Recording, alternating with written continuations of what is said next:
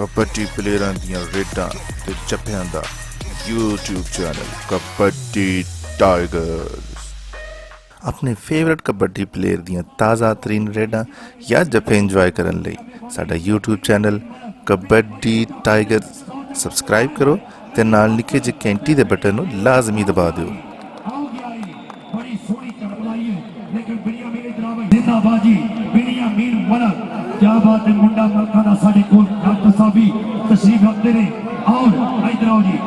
500 रुपया 1 लाख से सब लो बिनियामीन मलक ते नहीं बट अगर जप्पा करे ते स्टेज ते परमा प्यार होवेगा उन्हें पहला लगाता है कि तू लंघ जा साडी खैर है। बिनियामीन इधर आओ नवी मुंडा मलका दा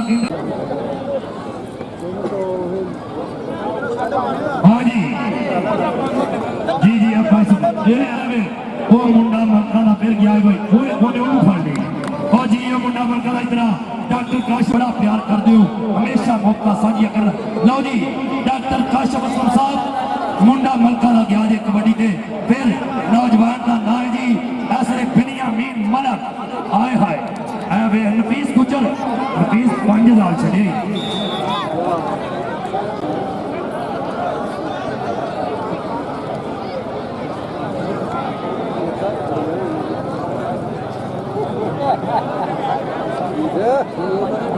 हाँ जी बिनियामीन मलक आए डॉक्टर काशिफ असलम साहब मुंडा निकला है चेयरमैन साहब उन्होंने वीर शुक्रिया अंसार पट्टी साहब खुली कबड्डी का बड़ा नाम जी उधरले पासे आ गया जनाब फिर एक बड़ी बिनियामीन हाय हाय हाय उधर वे किन्ने पैर ने उन्होंने मलक मुंडा जरा फड़िया नहीं जाता है चार पानी हाँ जी इधर जिंदाबाजी बिलाल मौसम से लो इधर आ भाई वाह जी वाह आओ गया मुंडा मलका दा निकल गया भैया हाँ जी ओ भी मुंडा मलका दा मलक फार्म में आ गया जे उधर देखो ये भी मुंडा निकला है तो फिर काम बद नहीं इधर वे मलक बिनियामीन ते नफीस गुजर बिनियामीन ते नफीस गुजर ते बिनियामीन मलक आओ गया इधर आओ जी।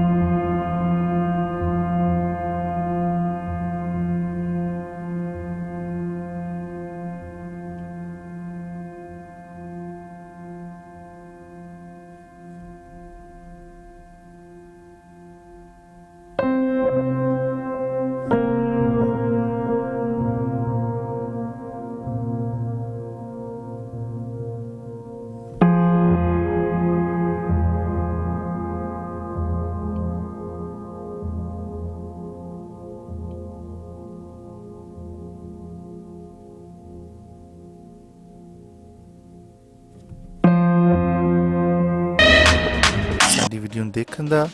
ਡਾਊਨਲੋਡ ਕਰਨ ਦਾ ਤੇ WhatsApp ਗਰੁੱਪ 'ਚ ਸ਼ੇਅਰ ਕਰਨ ਦਾ ਅਸੀਂ ਥੈਂਕਸ ਕਰਦੇ ਹਾਂ। ਸੋ ਪਲੀਜ਼ ਇਸੇ ਤਰ੍ਹਾਂ ਸਬਸਕ੍ਰਾਈਬ ਕਰਦੇ ਰਹੋ ਸਾਡੇ YouTube ਚੈਨਲ ਕਬੱਡੀ ਟਾਈਗਰਸ।